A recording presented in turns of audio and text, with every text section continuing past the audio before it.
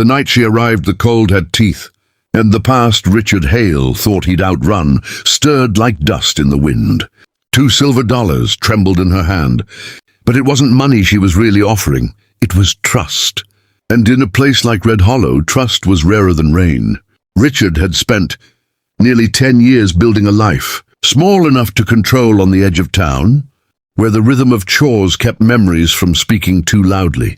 That evening he was stacking the last of his firewood when he heard the faint, uneven crunch of footsteps crossing his yard. Instinct tightened his shoulders before he even turned. A lone woman stepped into the spill of lamplight, moving as if every step demanded effort. Dust clung to her deerskin dress, her long dark hair half loosened from braids, her eyes scanning the yard like she expected danger to rise from the ground itself. She stopped a few paces away and opened her palm. 2 worn silver dollars caught the light. "I have this," she said, voice rough with cold. "Just need water. Enough to wash before I move on." Richard studied her quietly. The old deputy instincts measuring posture and breath. She looked exhausted, not dangerous. "What's your name?" "Ta!"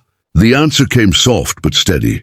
Letting strangers inside broke every rule he'd lived by since leaving his badge behind. Yet sending her back into the freezing dark felt worse. He stepped aside and opened the door. "Come in." Warmth from the stove wrapped around her the moment she crossed the threshold, easing her breathing. The cabin was simple, bed, table, tools in order. A steaming basin near the fire. She waited for permission before touching anything. "Go on," he said. "Water's hot." She washed slowly, never fully turning her back, and he noticed the faint bruise on her arm, the careful way she hid it. When she finished, she thanked him and kept the coins out. But he ignored them and set a bowl of stew on the table instead. She ate like someone unsure how long kindness lasted. Afterward, she tried again to pay. He slid the coins back. "Keep them." Relief flickered across her face. He spread a blanket near the stove. "You can sleep there. Floor stays warm." She lay down cautiously, still watching him as he dimmed the lamp. "You're safe here tonight," he said. It took a long time before her breathing finally settled into sleep. Morning light crept in pale and thin. Richard woke to find her already sitting upright, hands clasped, as if waiting to learn whether she was welcome in the daylight too. "You sleep?" he asked. "Some. Didn't want to cause trouble." He pulled on his boots. "You didn't." Outside, frost silvered the porch while he fetched water, listening out of habit for anything out of place. When he returned, she had folded the blanket and stood by the table, unsure where she fit in the room. "You can sit," he told her. She nodded but remained careful, like a guest who expected the invitation might still be taken back. He filled the basin again and set the kettle to warm. "Wash if you want. Travel takes it out of anyone." "Thank you." Her voice carried a little more strength now. As he moved toward the door, she spoke quietly behind him. "I'll work for my stay. I don't need charity." He paused, then answered without turning. "Never said you did." Outside, he checked the fence line, grounding himself in routine. While inside, she swept a corner and straightened the cloths, choosing tasks small enough not to overstep. When he came back, she had warmed water for him. "Seemed right," she said. He hung his coat, studying her for a moment, the guarded posture, the effort to be useful.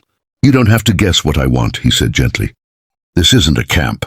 "I'm not used to places like this," she admitted. He sat at the table, steam curling from his cup. "You're here now." She finally sat across from him, shoulders easing just a fraction. "I won't stay long." "Just a few days?" He nodded once. "Take the time you need." A soft noise outside made her tense, fingers gripping the table, until he said, "Just a deer." Her shoulders lowered, though the caution never fully left her eyes.